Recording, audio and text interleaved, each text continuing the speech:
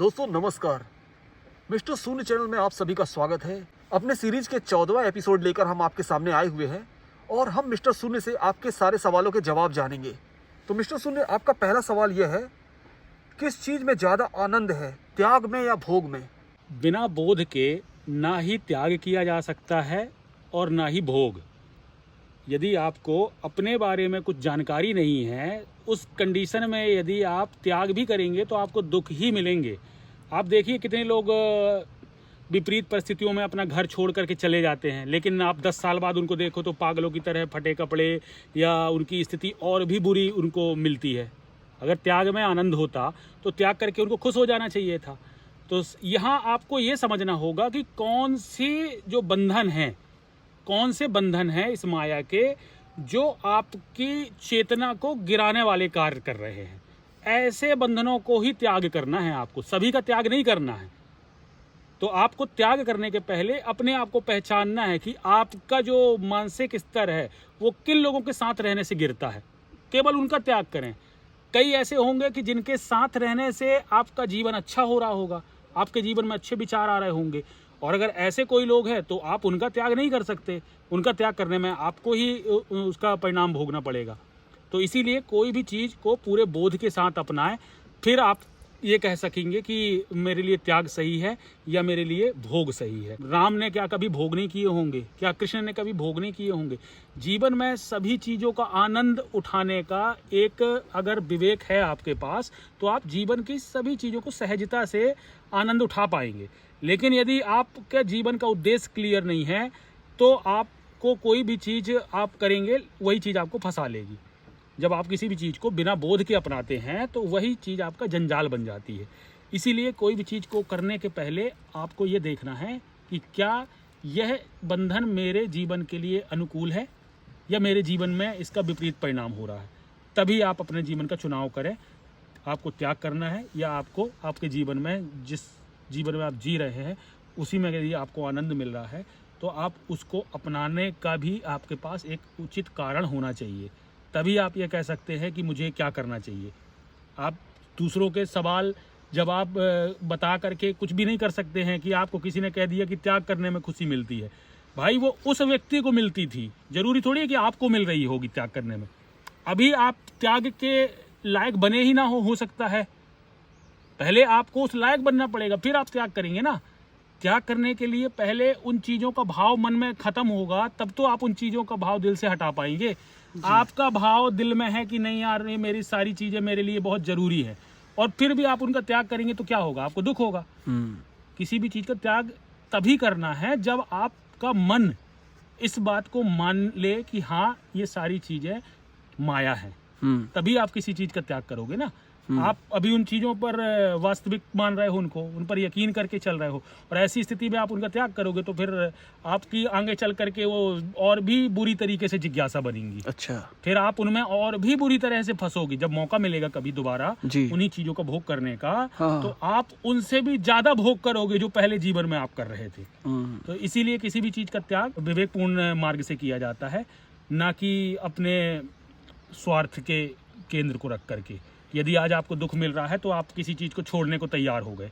यदि सुख मिल रहा होता तो आप उस चीज का त्याग नहीं करते, तब तो आपको बड़ा मजा आ रहा था जीवन भर उसके साथ चलने में। आज वो चीज समस्या दे रही है तो आप त्याग का सवाल आपके दिमाग में आया है। तो किसी भी चीज को ना बिना जाने आप अपनाए भी थे तो आप रो रहे हो, और बिना जाने उसको त्याग भी कर दोगे तो भी रोना पड़ेगा। अच्छा, इसीलिए पहले अपनी स्थिति को पहचानिए। आपके जीवन में जो भी आपको ऊंचे ले जाने वाले लोग हों, ऊंचे ले जाने वाले जो विषय वस्तु हों, वही सी चीज आपके साथ चलने चाहिए, और बाकी चीजों को धीरे धीरे करके आप त्यागते जाइए। मिस्टर सूर्य, अगला सवाल हमारा यह है, क्या गीता मनुष्य के विकास के लिए उपयोगी है? विष्णु के जो अवतार आए हैं ना समय समय पर, उनकी सनातन धर्म में पूजा क्यों की जा रही है? क्योंकि उस समय के अनुकूल ऐसा कोई व्यक्ति नहीं हो सकता था जैसे वो हुए। जैसे बात करें हम कि आज के समय पे हर व्यक्ति को अपना स्वार्थ पसंद है, केवल वह अपने लिए जी रहा है। लेकिन ऐसी अवस्था में यदि कोई ऐसा व्यक्ति आ जाए जो दूसरे के हित देखने लगे, जो दूसरों के लिए जीने लगे, तो ऐसे ही व्यक्ति को हम अवतार कह देते हैं। अच्छा। हाँ, अवतार का मतलब ऐसा नहीं होता है कि कोई स्पेशल कोई शक्ति है उसके पास अलग से, तो हम उसको अवतार कहते हैं। अवतार हर वह व्यक्ति होता है जो अपने स्वार्थ को हटाने के बाद अपने जीवन को पहचान करके आगे जीने लगता है। क्यों? क्योंकि उसके अंदर अब अपने स्वार्थ के भाव खत्म हो गए हैं। तो जब आदमी का, किसी भी व्यक्ति का स्वार्थ जब मिट जाता है तो जो बचता है वही सनातन होता है। अच्छा। भाई शून्य तत्व को ही शिव कहा गया है ना। तो आपके अहंकार के मिटने के बाद जो तत्व बचेगा उसको शून्य कहा जाएगा, शून्य तत्व को ही शिव कहा गया है। तो जो गीता बताई गई है, गीता को इसलिए मानव के विकास के लिए सबसे अनिवार्य मतलब ग्रंथ कहा जाता है, क्योंकि भगवान जो राम थे उनकी तरह जीने के लिए एक मनुष्य के पास उतनी क्षमता नहीं है राम की तरह जीवन जीने का, क्योंकि राम का जीवन एकदम सत्य पर आधारित था। उतनी ऊंची चेतना के साथ आज के मनुष्य का जीना संभव नहीं है, क्योंकि हर व्यक्ति चाहता है कि उसके जीवन में एंजॉय हो, रंग हो, कलर हो, संगीत हो, और ये सारी चीजें आपको कृष्ण के मार्ग से ही प्राप्त होती हैं। तो आपको कृष्ण को इसलिए अपने जीवन में अपनाना चाहिए कि कृष्ण संगीत के साथ भी कृष्ण है, भक्ति के साथ भी कृष्ण है, और युद्ध के साथ भी कृष्ण है। तो आज के जीवन में जो सबसे ज्यादा अनिवार्य विषय है मनुष्य के लिए, वह युद्ध का इसलिए है क्योंकि जब तक आप अपने अंदर के, जो आपके अंदर का जो युद्ध चल रहा है, जब तक आप उससे नहीं बाहर आएंगे तब तक आप अपने जीवन को दूसरे कार्य के लिए कैसे समर्पित कर सकेंगे। और जब तक आप अपने जीवन को दूसरे लोगों के भले के लिए समर्पित नहीं करेंगे तब तक आपको इतिहास आपको याद नहीं रखने वाला। कहीं ना कहीं आपका यही विजन है ना कि मैं अपना घर बना रहा हूँ या अपना बंगला बना रहा हूँ तो लोग मेरे को याद रखेंगे कि ये मेरा बंगला है, लेकिन वो बंगला तो मिट्टी में मिलने वाला है। अल्टीमेटली आपका जो काम है, जो मानव जाति के हित में हुआ होगा, वही लोग याद रखते हैं, क्योंकि उससे लोगों के स्वार्थ की पूर्ति होती है। इसीलिए जो अवतार होते हैं वो अपना स्वार्थ छोड़ करके जनता के स्वार्थ को पहले पूरा करते हैं। अच्छा। क्योंकि जिसके स्वार्थ आप पूरा करोगे भाई, उसी के आगे आने वाली पीढ़ी आपको याद रखेगी ना कि मेरे दादा के लिए इन्होंने ये किया था।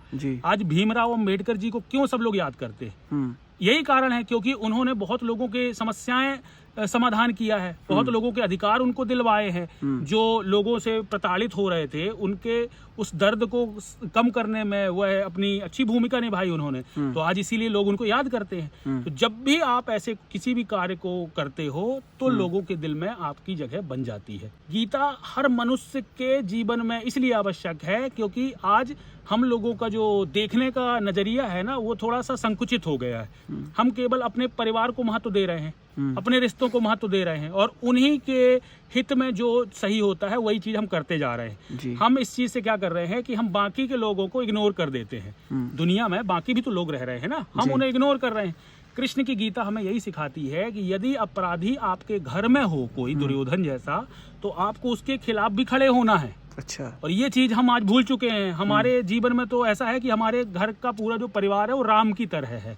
राम की तरह तो हर परिवार होता नहीं है। हाँ, जहाँ राम की तरह, जहाँ तुम्हारा भरत की तरह तुम्हारा भाई है, वहाँ आप बिल्कुल बेशक आप अपने सभी संबंधियों को अपना करके चलेंगे। लेकिन आपके घर में यदि कोई दुर्योधन की तरह है तो आपको गीता तो अपनानी ही पड़ेगी। और आज अधिकतर लोग दुर्योधन की तरह हैं, जो घर घर में एक दूसरे को अपने स्वार्थ के लिए मारने पे भी तुले हुए हैं जी। और दूसरी बात ये भी है कि भगवत गीता हर व्यक्ति के जीवन को ऊपर उठाने में भी बहुत भूमिका निभा सकती है, क्योंकि कहीं ना कहीं हर व्यक्ति दर्द में है, हर व्यक्ति समस्याओं से ग्रसित है, हर व्यक्ति अपने जीवन में बंधनों से परेशान है। तो जो भी व्यक्ति के जीवन में बंधन है और उन बंधनों से उसको दुख है, तो गीता उसे बहुत ही आवश्यक है।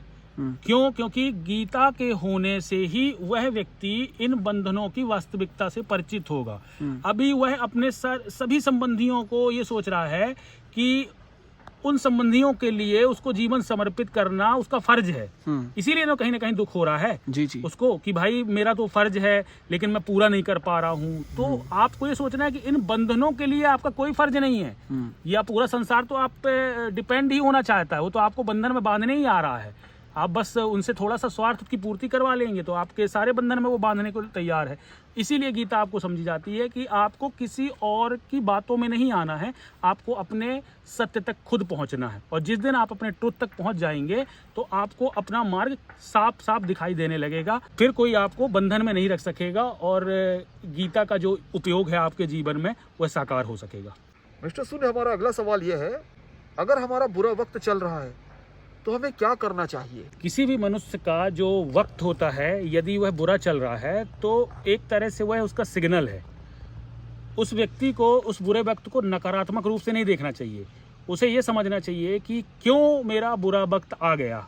जब मैं अपने जीवन में सारी चीज़ें कैलकुलेट करके चल रहा था, अच्छे से जी रहा था, सोच समझ के चल रहा था, भविष्य की पूरी प्लानिंग करके चल रहा था, तो फिर मेरा बुरा वक्त कैसे आ गया? इसका मतलब आप ये समझिए कि जो अब प्लानिंग आप करने वाले हैं वो भी आपकी बुरा वक्त लाने वाली होने वाली है। इसीलिए आपका जो बुरा वक्त आ रहा है तो वो आपको सचेत करने के लिए आ रहा है कि जो दृष्टिकोण आपका है, अगर उसी दृष्टिकोण से आप अपने जीवन में आगे भी चलने वाले हैं तो आपको वही मिलेगा जो मिला है। अच्छा। इसीलिए आपको अपने वक्त को बुरा समझ के इस तरीके से उपचार नहीं करना चाहिए कि जैसे किसी व्यक्ति का सर दर्द हो रहा है तो सर की गोली खा रहा है। हो सकता है उसको ब्रेन ट्यूमर हो। तो आप अपनी बीमारी को पहले जड़ से निकालने का प्रयास करें।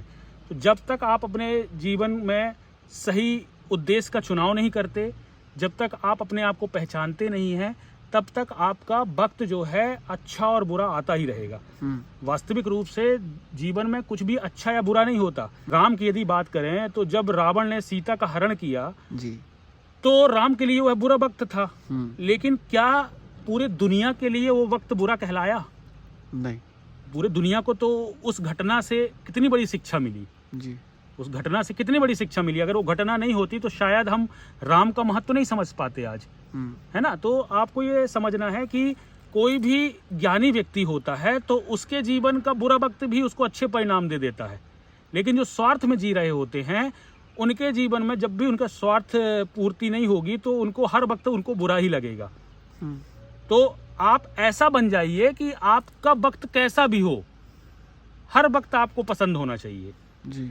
आपके लिए अच्छे और बुरे वक्त की कीमत क्यों हो रही है? क्योंकि आप कुछ रिजल्ट को देख करके अपना जीवन जी रहे हैं। आपका प्रतिदिन का आनंद नहीं है आपके काम में। जब आपके काम में आनंद नहीं है, इसीलिए आप वक्त का इंतजार कर रहे हैं कि कोई वक्त आएगा, मेरा वक्त बदलेगा। आपका वक्त कभी नहीं बदलने वाला। आप अपने काम को बदलिए तो आपका वक्त बदलेगा। आप सोच रहे हो कि जो आप बनकर बैठे हैं वैसे ही आप जीवन चलता रहे आपका, तो आपका वक्त बदल जाए, तो यह असंभव है। आपका वक्त आपके हाथों में है बदलना, लेकिन उस दृष्टिकोण से नहीं जो आप जी रहे हैं। आप अपने विचार परिवर्तित कीजिए, और विचार परिवर्तित करने का मतलब ये नहीं है कि एक झूठ को छोड़ करके दूसरा झूठ अपना लिया हमने। दुनिया के सारे झूठ मिटा दीजिए। दुनिया ने जो आपके दिमाग में इंफॉर्मेशन भरी है, जो दुनिया ने आपको लाचारियां, जिम्मेदारियां और सारी चीजें बताई हैं, उसे आप ऊपर तक रहने दीजिए। वास्तविकता मत बनने दीजिए अपनी। अपने दिमाग से उनको निकालने का प्रयास कीजिए। जब धीरे धीरे आप उनको कम करने का प्रयास करेंगे तो फिर आप अपने उस अंधकार से बाहर आएंगे जी। और फिर आपका जो वक्त है वह आपके हाथ में होगा जी। ठीक है, ना कि संयोग पर आधारित। मिस्टर सूर्य, हमारा एक आज का बहुत ही इंपॉर्टेंट क्वेश्चन है, विद्यार्थी जीवन में हमें कैसा होना चाहिए? विद्यार्थी का अर्थ क्या होता है? विद्या के अर्थ के लिए जीने वाला। जिस प्रकार स्वार्थी का अर्थ अपने स्वार्थ के लिए, अपने अर्थ के लिए जीने वाला होता है, उसी प्रकार विद्यार्थी का अर्थ होता है विद्या के अर्थ के लिए। मतलब उसका जो जीवन है ना, वह केंद्रित किसके लिए होगा? केवल और केवल विद्या के लिए। अगर अब वो गेम भी खेल रहा है ना, तो वहां से भी उसको विद्या ही ग्रहण करना है। अच्छा। उसका मन जो है ना, ऐसा होना चाहिए कि मेरा, अगर मैं विद्यार्थी हूँ तो मुझे पूरा जो जीवन है मेरा, वह जब तक मैं विद्यार्थी बना हूँ तब तक मेरे को विद्या के लिए ही समर्पित होकर जीना होगा। अभी होता क्या है लोगों के बीच में कि वह कॉलेज टाइम पे या स्कूल टाइम पे अपने आप को स्टूडेंट समझ लेते हैं, बाकी टाइम उनका नॉर्मल कहीं और हो जाता है। जब आप अपने आप को विद्यार्थी कह चुके हो तो आपको पूरा जीवन आपको विद्या के इर्द गिर्द ही घुमाना पड़ेगा। अच्छा। और विद्या कौन सी विद्या? क्योंकि जीवन तो आपका बहुत छोटा है और विद्या लेने में आओगे तो पूरे ब्रह्मांड का इतना ज्ञान है कि आपको समझ में ही नहीं आएगा कि क्या क्या ज्ञान ले लें। तो आपको ऐसे विद्या से संबंध रखना है जो विद्या आपके जीवन को उठाने वाली होगी, जो आपके जीवन में आपको ऊपर उठाएगी। जरूरी नहीं है कि कोई भी कोर्स वो लोग कर रहे हैं, उनसे अच्छा पैसा मिल रहा है तो आप भी उसी कोर्स की तरफ आकर्षित हो रहे हैं। केवल उसी व्यक्ति को अपने आपको विद्यार्थी कहने का अधिकार होता है जिसके सारे उद्देश्य क्लियर होते हैं जी। ठीक है। और कुछ बात ये भी होती है कि बचपन से ही किसी व्यक्ति के उद्देश्य कैसे क्लियर किए जा सकते हैं, सवाल तो ये है क्योंकि धीरे धीरे जब व्यक्ति बड़ा होता है तो उसको नई नई चीज़ों का ज्ञान होता है, हाँ। उसी के अनुसार वह नई चीज़ों का चुनाव करते करते वहाँ तक पहुँचता है। लेकिन ये किन व्यक्तियों के साथ होता है? जिन व्यक्तियों की जो सांसारिक व्यक्ति होते हैं ना, उन्हीं व्यक्तियों का पूरा जीवन जो है इसी तरीके से बढ़ता है। इसीलिए कहा जाता है कि बचपन में ही वेदों की शिक्षा दी जाती थी ज्ञानियों को। बचपन से ही आपको आइडेंटिफाई कर दिया जाता था कि किस प्रकार विद्यार्थी का जीवन होना चाहिए, किस प्रकार आपका वैवाहिक जीवन होनी चाहिए। इवन आपको काम सूत्र तक के लिए, ज्ञान के लिए ग्रंथ लिखे गए थे। अच्छा। इसका मतलब जीवन में ऐसा कोई कार्य नहीं है जो आप बिना ज्ञान के करोगे तो आपको उससे सही तरीके से आनंद प्राप्त होगा, तभी आप अपने आप को विद्यार्थी कहने के अधिकारी होंगे। मिस्टर सून, आज के एपिसोड का हमारा आखिरी सवाल है, क्या गुरुकुल हमारे समाज के लिए आवश्यक है? यदि आज के गुरुकुलों को आधुनिक दृष्टिकोण से विकसित किया जाए तो निश्चित रूप से आज गुरुकुल बहुत अच्छी भूमिका निभा सकते हैं। अच्छा। क्योंकि गुरुकुल का उद्देश्य, जो प्राथमिक गुरुकुल हुआ करते थे, उनका उद्देश्य मनुष्य को सांसारिक ज्ञान तो देना तो था ही था, साथ में वो आध्यात्मिक ज्ञान भी दिया करते थे जी। जिस कारण क्या है, उस संसार में रहने वाला व्यक्ति माया के बीच में तो रहता था, लेकिन वह इस चीज से जरूर परिचित रहता था कि ये माया उसे फंसा ना पाए। ठीक है जी। ऐसा तो नहीं है कि अब जब तक आपका शरीर है तब तक तो आपको इस संसार में रहना ही पड़ेगा। ऐसा तो नहीं कर सकते कि हम सब कुछ त्याग सकते हैं। भाई अल्टीमेटली आपको शरीर तो आखिरी में है, वो तो त्यागा नहीं ना आपने। देह भी यदि आपके साथ है तो इसका मतलब कुछ संसार का कुछ चीज आपके साथ है जी। तो पूरी तरीके से जब त्याग नहीं कर सकता कोई भी, तो उसको फिर सही तरीके से शिक्षा दी जाती है कि यदि आप किसी चीज़ से पूरी तरह से दूरियां नहीं बना सकते हो तो उनके उपयोग करने के एक सही तरीके सीख लीजिए। इसी संसार को सही तरीके से उपयोग करने का एक माध्यम होता है गुरुकुल। ठीक है, अगर आप सोच रहे हैं कि केवल सांसारिक ज्ञान या विज्ञान की शिक्षा दे करके किसी भी मनुष्य के जीवन को अच्छा किया जा सकता है, तो आप अमेरिका जैसे देशों का हाल देख लीजिए। आज अमेरिका में विज्ञान के दृष्टिकोण से किन चीजों की कमी है? किसी चीज की कमी नहीं है, फिर भी नागरिक दुखी हैं। इससे आपको समझ में आ रहा है कि मनुष्य बिना धर्म के नहीं चल सकता। और धर्म का मतलब ये नहीं है कि जो लोगों ने बना के रखा हुआ है। धर्म का अर्थ अपने वास्तविक स्वभाव में स्थायित्व प्राप्त करना। यदि आपका नेचर गुस्से वाला है तो आपको अपने वास्तविक नेचर में जाना होगा, जो क्या है? शांति। जब तक आप शांत स्वभाव के नहीं हो, चित्त आपका शांत नहीं है, तब तक आपको खुशी नहीं मिल सकती। इसीलिए आज के बच्चों के लिए गुरुकुल बहुत ही ज़्यादा आवश्यक है, क्योंकि गुरुकुल आध्यात्मिक ज्ञान को ज़्यादा प्राथमिकता देते हैं। और मनुष्य जब तक अपने आध्यात्मिक चेतना को ऊपर नहीं करेगा तब तक इस संसार में वह पशु की भांति ही जिएगा। तो आपको पशु की भांति जीवन यदि अपनी पीढ़ी को नहीं चाहते कि जिए, तो आपको गुरुकुल बढ़ाने के प्रति विचार करना चाहिए। गुरुकुल का उद्देश्य केवल आध्यात्मिक ज्ञान देना नहीं होना चाहिए, उनको विज्ञान के साथ, क्योंकि देखिए विज्ञान सनातन से कोई बाहर का विषय नहीं है जी। विज्ञान का मतलब क्या है? विज्ञान की उत्पत्ति कैसे होती है? सरस्वती के माध्यम से जी। भाई ज्ञान से ही तो विज्ञान बना हुआ है जी। तो सरस्वती तो सनातन ने बहुत पहले बता दिया था कि सरस्वती के बिना आप इस प्रकृति में कुछ भी क्रिएट नहीं कर सकते। भाई सरस्वती और ब्रह्मा को तभी ना पेयरिंग बनाई गई है जी। कि इन दोनों के बिना आप कुछ क्रिएट नहीं कर सकते जी। संसार विज्ञान और अध्यात्म दोनों के समागम से ही चल सकता है। आप किसी एक विषय के साथ जीवन को अच्छा नहीं कर सकते, दोनों का होना अनिवार्य है। दोस्तों, आज का एपिसोड हम यही समाप्त करते हैं। सारे सवालों के जवाब मिस्टर सूने ने बहुत ही अच्छे तरीके से दिए, और मैं आशा करता हूं अपने दर्शकों से कि और भी जो उनके अंदर सवाल हैं और भी जो उनकी समस्याएं हैं वो हमारे इस चैनल में कमेंट्स के माध्यम से हमसे पूछ सकते हैं। तो अब मैं आपसे विदा लेना चाहूँगा। आप सभी दर्शकों को नमस्कार।